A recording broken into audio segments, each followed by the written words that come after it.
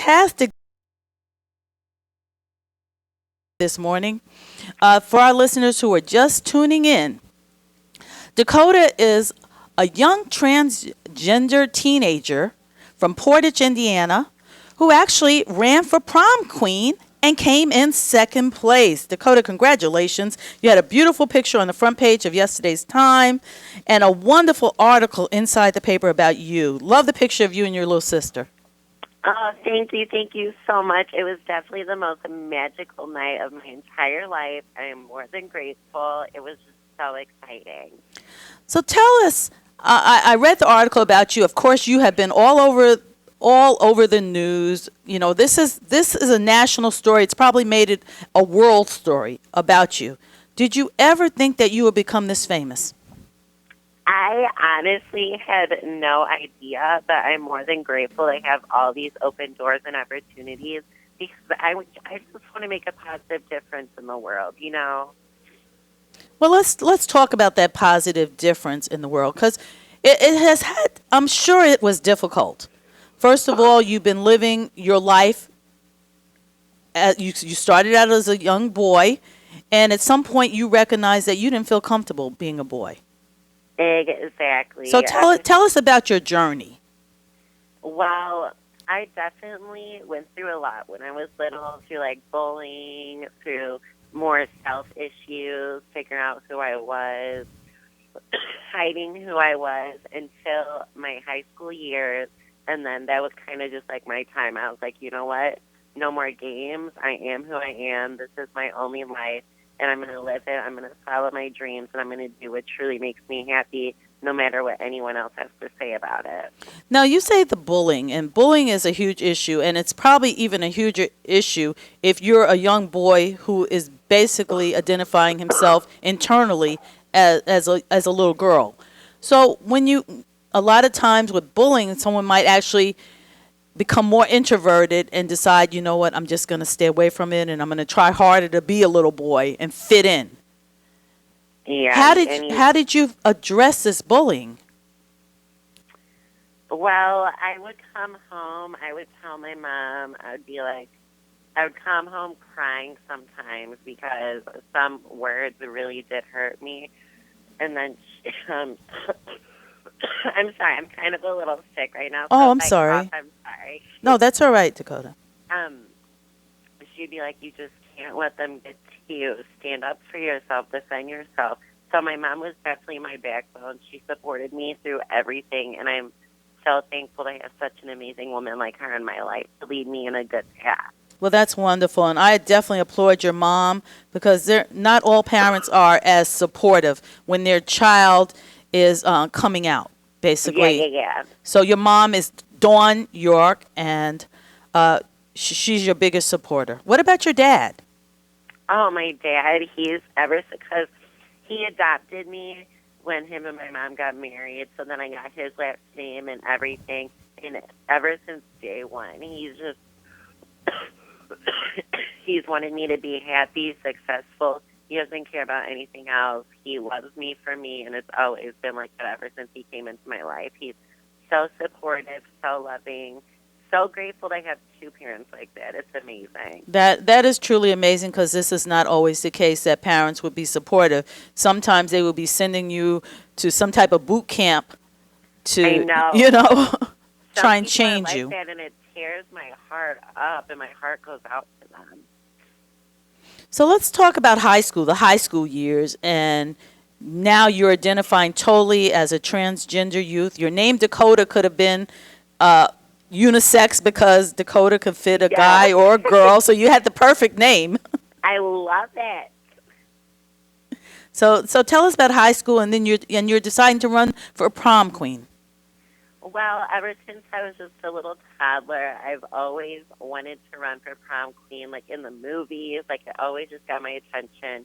It just makes you feel so independent, like strong, unstoppable. And then I had this opportunity to change lives while I wanted to be prom queen for the LGBT community, for just any other human. And I was like, I need to do this. I need to make a change. I need to show people that you don't have to be a quote unquote normal girl to run for prom queen. I wanted to beat the normal. I wanted to show, hey, if you wanted to do this, then follow your heart and ignore all of the hate and just be a really kind person with a loving heart, and anything is possible. That's wonderful. Tell our listeners, because some people might be confused. Tell our listeners what the difference is between a person who is transgender and a person who is a transvestite. Well, people definitely have their different opinions, but being transgender, you're born that way. It's more of an internal thing, and as you go on with life, you express it more and more. It's someone who's trapped inside, like you're not what they put on your birth certificate. Like, you know what I mean? Mm-hmm. So it's more of like an internal thing that you express more as you get older and older, depending on your circumstances. And a transvestite, I really don't know the definition for that. I know that's horrible. I need to educate myself more, but I don't want to say like a wrong definition. Mm-hmm. I would beg to say that, a lot of transvestites might actually be gay males that like to, dressed up to perform or for some reason. But you're basically identifying as a female. Do you plan to have any type of surgery in the future? I definitely, that's very personal, and I really don't feel comfortable answering. That's fine. That's fine. Can I ask you a question about the whole issue with the bathrooms? Oh my God, that is such an annoying issue. I mean, it's a bathroom. It's a freaking bathroom. Why don't you just let people do what they want to do? I mean, no one's harming anyone. We all go to the bathroom. I mean, it's literally, we all go. What is the big issue? I mean, if you don't feel comfortable, like in my circumstance, I would definitely never, ever walk into a men's bathroom. First of all, that's harming. That's like my life. It's dangerous. It's taking away your basic rights. I mean, just leave it alone. You know what I mean? It's annoying. I can imagine. Basically, there's a stall, so it doesn't really matter who's in the stall next to you. They're not trying to molest you. So exactly. Like, I'm just in there using the bathroom. I'm applying my makeup. And throughout my life, I've never had an issue with that, which I'm also really grateful for. So, well, that's really good. So what's next? I know you're in beauty school and you want to be a hairstylist. I don't want to be a hairstylist, but I am in beauty school. I am going to be finishing up really soon, actually, my second year. And then I get my license in August. And then I want to just have that under my belt. But what I really want to do is go to Chicago and be a certified makeup artist. Okay. So you have to still go to beauty school, get your cosmetology license in order to be a makeup artist. Is that the case, or? I mean, the makeup artist certificate is just a self-preference. You don't need to do that. But in beauty school, they really didn't teach me anything about makeup.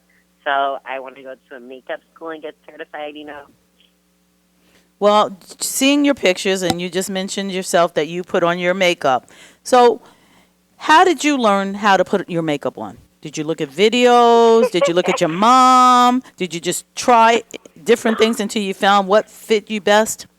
Well, I definitely started from the bottom. It was not cute at all when I first started. I mean, it was slowly progressing. It was like eyebrows and some blush and some mascara. And I did it horrible. I thought it looked good at the time, but then I looked back at pictures and I was like, girl, what were you thinking? But then as I got older, I definitely watched tutorials on like YouTube and stuff. And I just taught myself, and then I was getting better and better at it. Definitely was influenced a lot by like pictures on Instagram and stuff.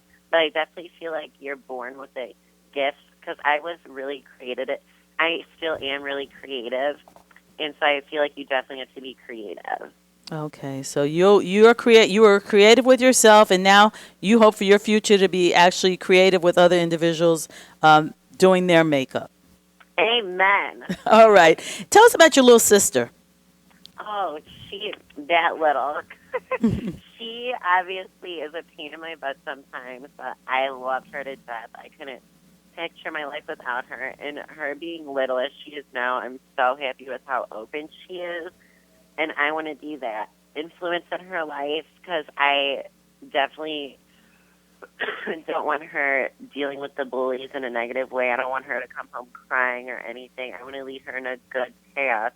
I want to teach her, don't listen to the bullies, the haters. Just live your life. You're little.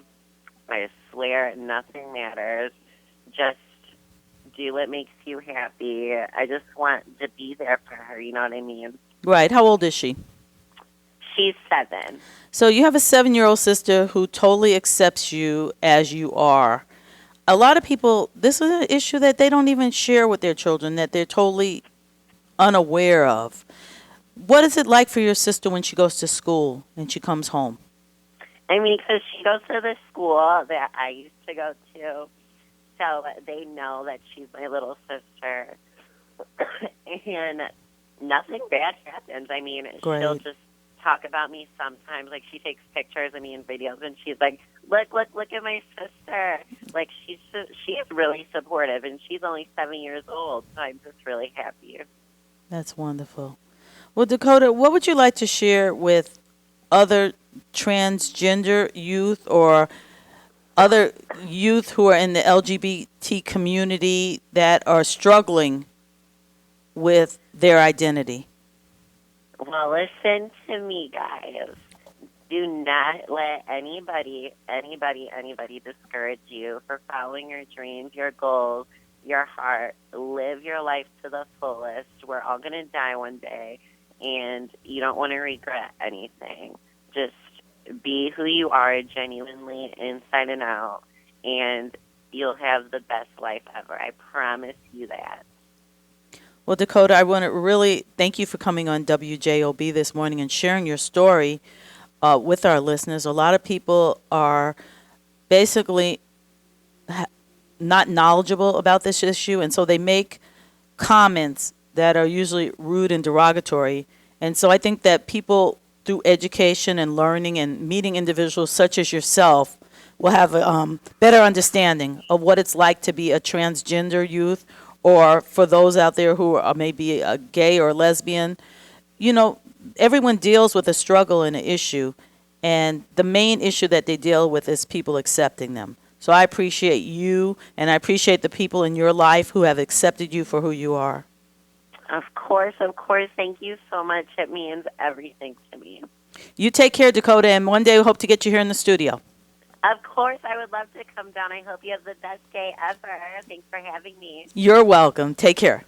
Goodbye.